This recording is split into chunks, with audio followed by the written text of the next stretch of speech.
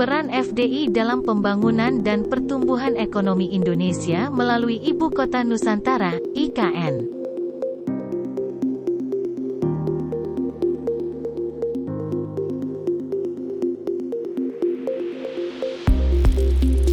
FDI, Foreign Direct Investment, adalah penanaman modal asing langsung yang sangat membantu Indonesia dalam melaksanakan pembangunan nasional.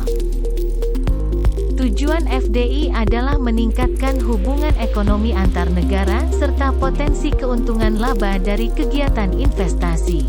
Analisis faktor yang mempengaruhi masuknya foreign direct investment, yaitu 1.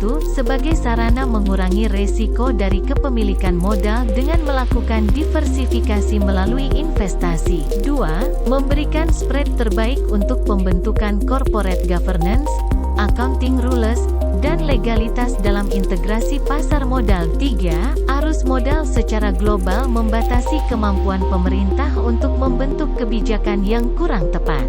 Salah satu FDI yang mempunyai volume besar yaitu IKN, yang akan dibangun di wilayah Sepaku, Kabupaten Penajam Pasir Utara, Kalimantan Timur, dengan luas wilayah 2.560 km persegi, dari latar belakang yang ada berdasarkan rancangan pemerintah.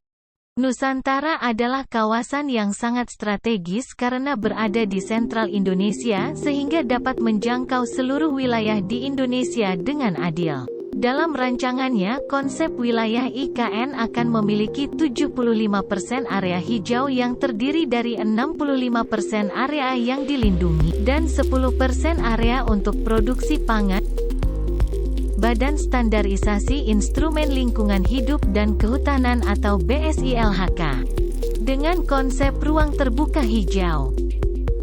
Selain itu, DPR juga telah membuat UU Nomor 3 Tahun 2022 persiapan, pembangunan, dan pemindahan Ibu Kota Nusantara sebagaimana dimaksud pada ayat 1. Ditetapkan sebagai program prioritas nasional paling singkat 10 tahun dalam rencana kerja pemerintah sejak berlakunya undang-undang ini atau paling singkat sampai dengan selesainya tahap 3. Penahapan pembangunan Ibu Kota Nusantara sebagaimana ditetapkan dalam Rencana Induk Ibu Kota Nusantara.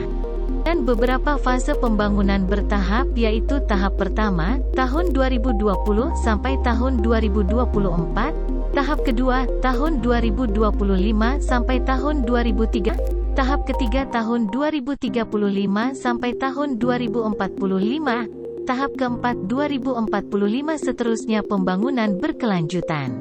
Fase pertama, meliputi infrastruktur dasar berupa jalan tol transportasi dasar, akses transportasi, bendungan, istana negara, rumah dinas menteri, hunian dan perkantoran.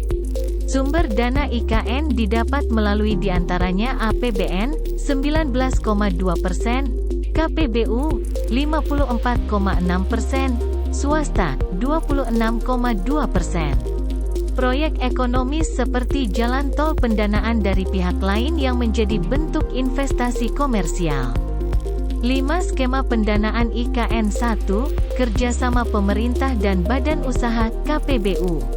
2. Badan usaha milik negara, BUMN. 3. Pihak swasta murni.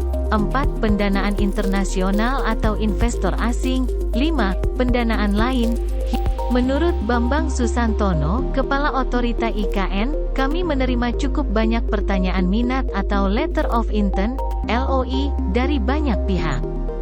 Saya kira minggu lalu jumlahnya 142. Dari 142 itu sekitar 90 itu agak kami mengkategorikan sebagai pihak yang serius.